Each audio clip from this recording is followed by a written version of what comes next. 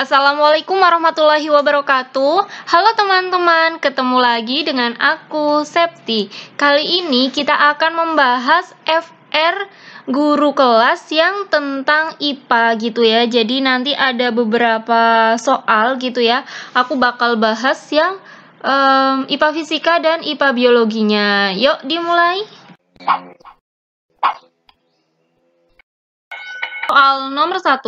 Genangan minyak tanah di atas air tampak seperti pada gambar di bawah ini. Peristiwa tersebut merupakan contoh dari titik-titik. A. Dispersi, B. Difraksi, C. Polarisasi, D. Interferensi, atau E. Pemantulan. Nah, kalau yang ini tuh masuknya ke interferensi ya teman-teman. Selain ini ada juga yang tampak seperti pelangi seperti ini tuh yang oli gitu kan. Oli, kalau oli yang hitam itu kalau yang kita lihat di di air kan jadi kayak gini gitu kan. Terus juga masuk ini gelembung sabun. Aku udah pernah bahas seperti difraksi, terus polarisasi kayaknya di video prediksi gitu, di mini tryout apa di prediksi gitulah. Soal nomor 2, perhatikan roller coaster di bawah ini. Apabila EM energi mekanik, EP energi potensial, dan EK energi kinetik, pernyataan yang benar adalah titik-titik. Nah, teman-teman, jadi tuh aku dapat FR dari seseorang gitu ya. Aku ditulisin, bahkan digambarin, intinya tuh seperti ini, tapi ini mungkin nggak sama persis ya. Intinya tuh ada di posisi A, B, dan C. Ini kan kayak pergerakannya aja gitu ya. Nah, pernyataan yang benar itu yang mana nih teman-teman? Kemungkinan di soal itu bentuknya seperti ini, bisa juga yang maksimum itu apanya gitu. Jadi intinya mirip lah ya. Kalau yang di A itu kan punya ketinggian maksimum, jadi dia punya EP gitu kan. EP-nya maksimal karena ada ketinggiannya yang ini. Terus kalau yang di B, ini kan di posisi terbawah, nggak punya ketinggian, berarti EP-nya 0, jadi punya EK aja. Kalau yang di C itu punya EP dan EK karena dia punya ketinggian dan juga punya kecepatan. Di sini di titik C itu kecepatannya tidak 0 ya teman-teman. Nah, kita ingat kalau energi mekanik itu energi potensial ditambah energi kinetik gitu ya teman-teman. Sebenarnya kalau yang di A energi mekaniknya itu sama dengan energi potensialnya. Yang di B, energi mekaniknya itu sama dengan energi kinetiknya. Kenapa? Karena EP-nya 0. Nah, kalau yang di C, energi mekaniknya sama dengan EP plus EK. Gitu ya. Nah, selanjutnya, apa nih jawabannya kira-kira? EPA sama dengan EKC. Wah, jelas salah ya teman-teman, karena di EM-nya C itu kan EP plus EK. EM sama dengan EKC. Wah, salah juga nih, karena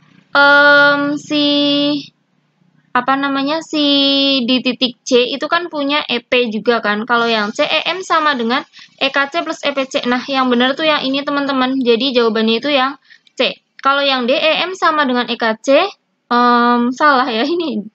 Salah, jelas. Yang ini salah. Terus yang E, EPA sama dengan EPC. Salah juga ya teman-teman, karena di C itu ada energi kinetiknya. Soal nomor 3, perhatikan seorang anak bermain ayunan seperti pada gambar berikut. Nah, maksudnya ini pernyataan yang benar ya, ini belum aku tulis.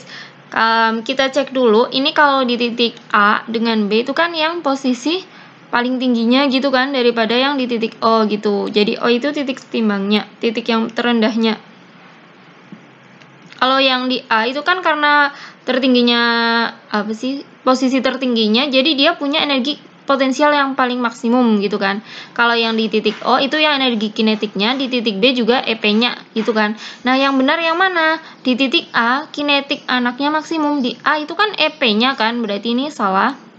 Kalau di titik O, energi kinetik anak maksimum. Nah, berarti benar ya teman-teman, jawabannya itu yang B. Kita cek dulu ya, yang C di titik O, potensial anak maksimum. Ini salah. Di titik di titik B, energi kinetik anak maksimum. Kinetiknya maksimum, salah kan potensialnya ya. Kalau yang di titik kalau yang E di titik O, energi kinetik anak minimum. Salah ya teman-teman, karena harusnya maksimum. Jadi jawabannya itu yang B. Di titik O, energi kinetik anak itu maksimum. Soal nomor 4, beberapa menit setelah dikupas dan dibiarkan di udara terbuka, buah apel menjadi kecoklatan. Perubahan yang terjadi pada buah apel adalah perubahan titik-titik. Wah, kalau ini jelas ya teman-teman, ini tuh perubahan warna gitu kan. Kalau bau itu enggak ya teman-teman, kalau bau itu lebih ke pembusukan gitu kan.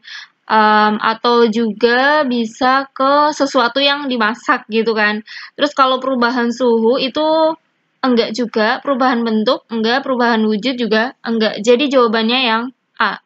Soal nomor 5. 1 kg es batu yang berada di dalam ember lama-kelamaan akan mencair seluruhnya. Perubahan yang terjadi pada es batu adalah perubahan titik-titik. A. Perubahan suhu.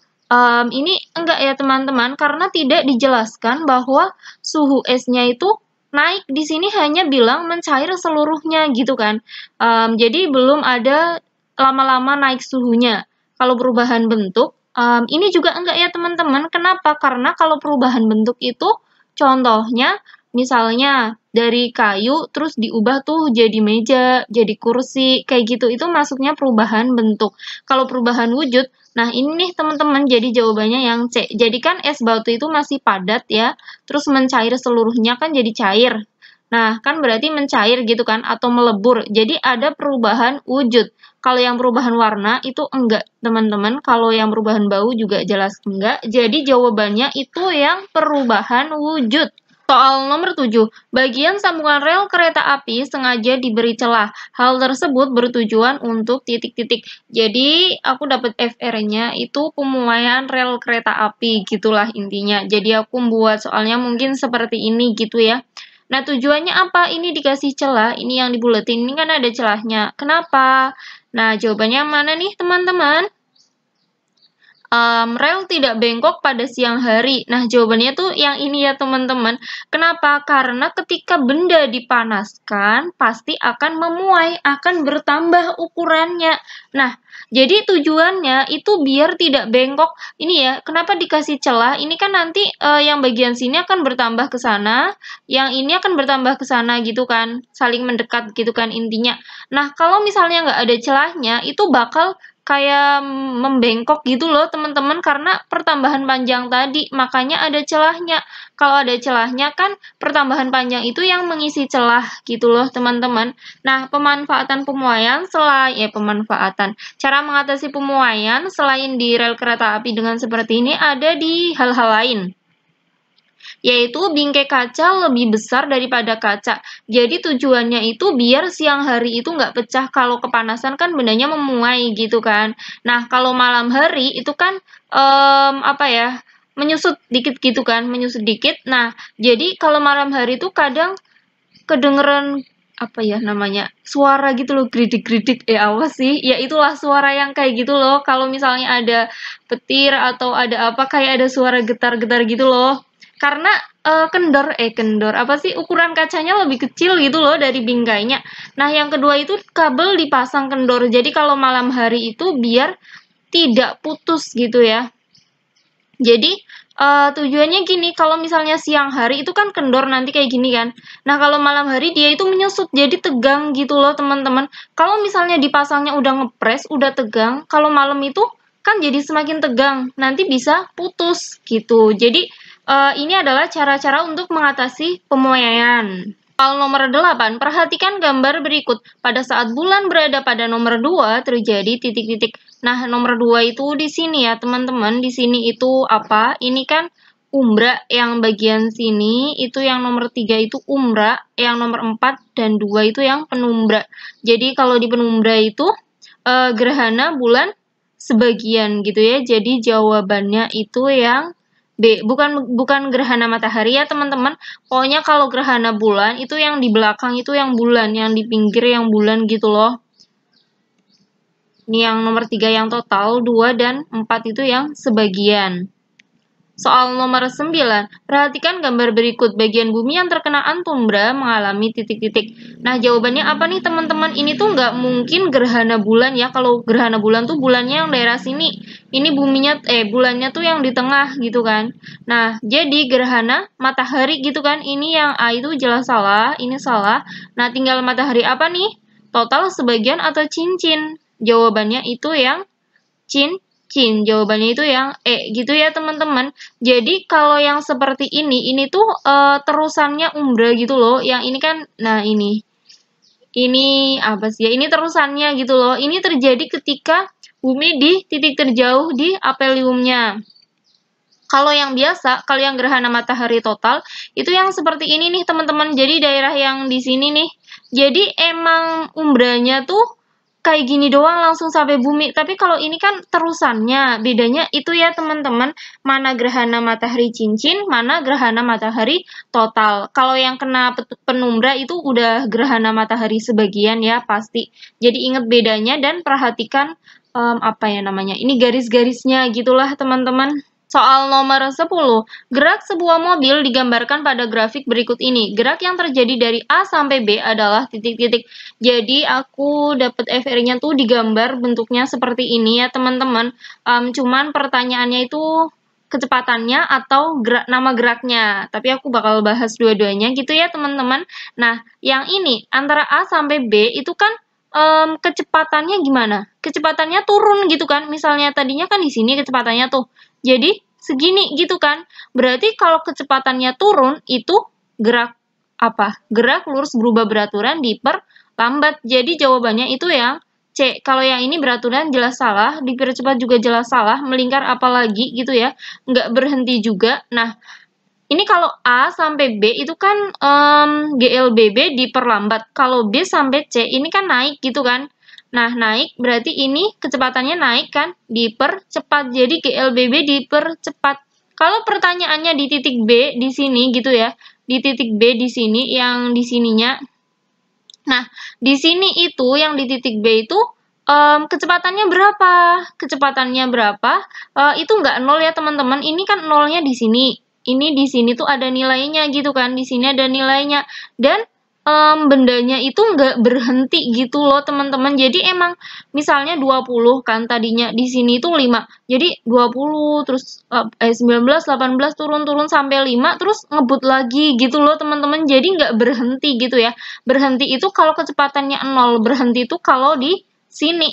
Nah, di sini itu diperlambat terus habis itu dipercepat. Soal nomor 11, perhatikan grafik kecepatan terhadap waktu untuk benda yang bergerak lurus berubah beraturan berikut. Ini adalah grafiknya, kecepatan dan waktu. Percepatan benda dari detik ke 0 sampai detik ke-2 adalah titik-titik. Nah, ini gampang ya teman-teman. Pasti gampang lah ya kalau kayak gini. Pasti bisa lah ya teman-teman.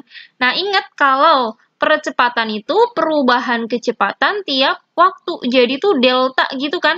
A itu delta V bagi apa? Delta T gitu kan, atau bagi waktunya lah, pokoknya bagi selisih waktunya gitulah ya. Nah, ini kan dari 0 sampai 20 kan berarti perubahan kecepatannya 20. Nah, 20 itu dibagi 2 gitu kan, 2 kurangi 0 dari ini loh. Ini perubahan kecepatannya segini, ini perubahan waktunya segini ya. Jadi 20 bagi 2. Hasilnya 10. Jawabannya itu yang D. Gampang kan?